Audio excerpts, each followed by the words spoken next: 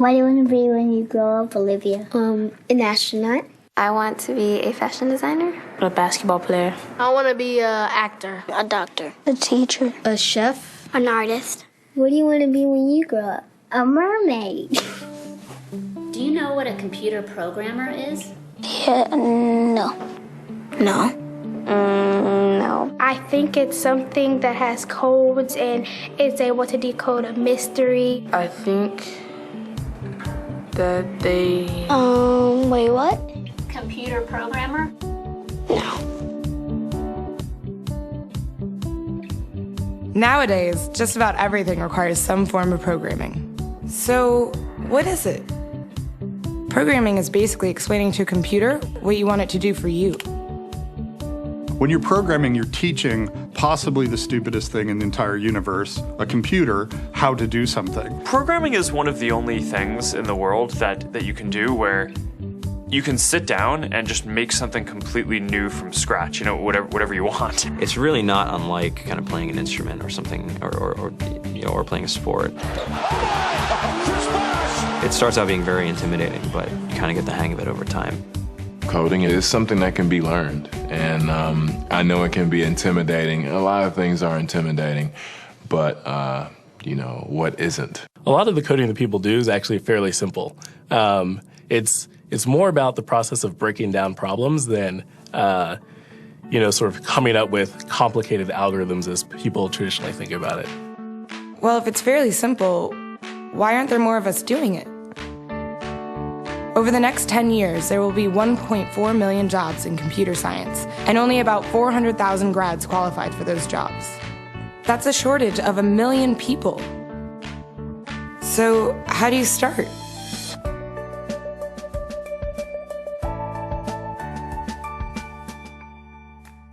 I was obsessed with maps when I was a kid, and cities specifically.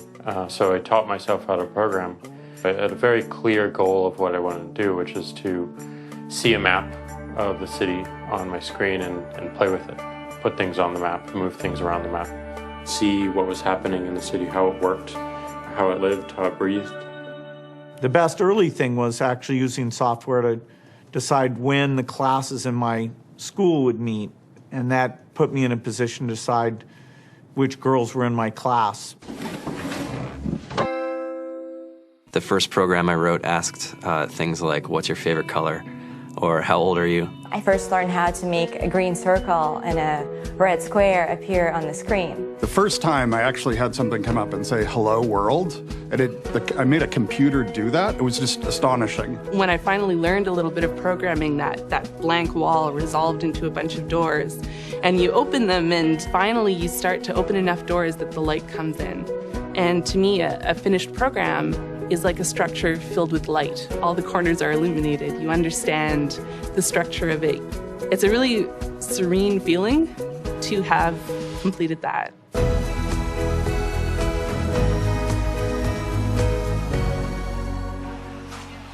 It took me some time to realize that creating things with your hands or creating code, creating programs, is just a different way to express creativity. I think right now there's a big emergence of the culture of making. People who make their own scarves and hats, people who write their own apps. Now it's just limited by your imagination and sort of what kinds of ideas what kind of understanding can you build into the computer so that it can do these things that were previously impossible.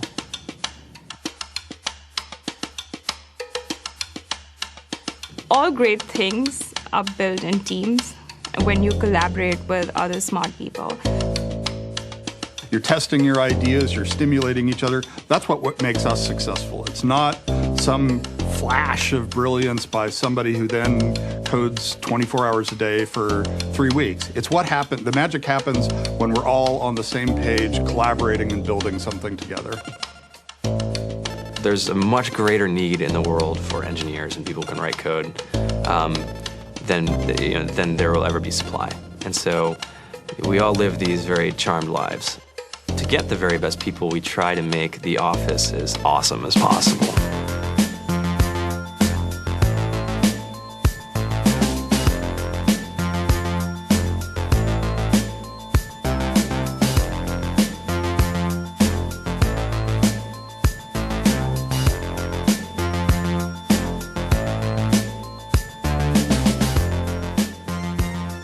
have a fantastic chef, Free food, breakfast, lunch, and dinner. free laundry, snacks, even places to play and video games and scooters. There's all these kind of interesting things around the office and places where people can play or relax or go to think or play music or be creative. I went on the Bureau of Labor Statistics for the United States, and there's about a third of the pie that's all the things you would expect. It's, they're working in the government, they're working in typical technology jobs. But then, like, the rest of the pie, and it was the majority of the pie, just split down into these little teeny slices of every industry imaginable. And what it is, computers are everywhere. You want to work in agriculture? Do you want to work in entertainment? Do you want to work in manufacturing? It's just all over.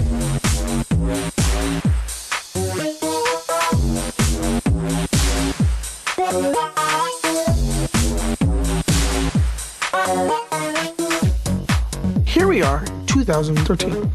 We all depend on technology to communicate, to bank, information, and none of us know how to read and write code. So you guys, what else? Who else has an idea of what we can change with our programming? What else can we do? Tiffany? What I saw my students take away from using Scratch and programming in our classroom is that they were willing to push through problems. It really builds critical thinking, it builds problem solving, and it's something that they can then apply to math in the classroom or their reading skills. We integrated science with this programming, and I saw my scores go up 30%. When I was in school, I was in this after-school group called the Whiz Kids. And when people found out, they laughed at me and, all these things. And I'm like, man, I don't care. I think it's cool. And, I'm learning a lot. And some of my friends have jobs. It's important for these kids. It should be mandatory to be a citizen on this planet, to read and write code.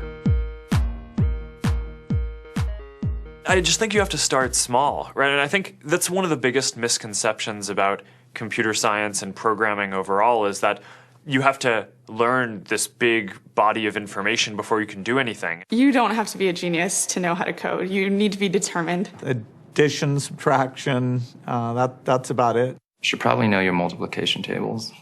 You don't have to be a genius to code. Do you have to be a genius to read? Do you have to be a genius to do math? No? No? I think if someone had told me that software is really about humanity, that it's really about helping people by using computer technology, it would have changed my outlook a lot earlier. Whether you're trying to make a lot of money or whether you just want to change the world, computer programming is an incredibly empowering skill to learn. To be able to actually come up with an idea and then see it in your hands and then be able to press a button and have it be in millions of people's hands. I think we're the first generation in the world that's really ever had that kind of experience. The programmers of tomorrow are the wizards of the future. You're going to look like you have magic powers compared to everybody else. I think it's amazing. I think it's the closest thing we have to a superpower. Great coders are today's rock stars. That's it.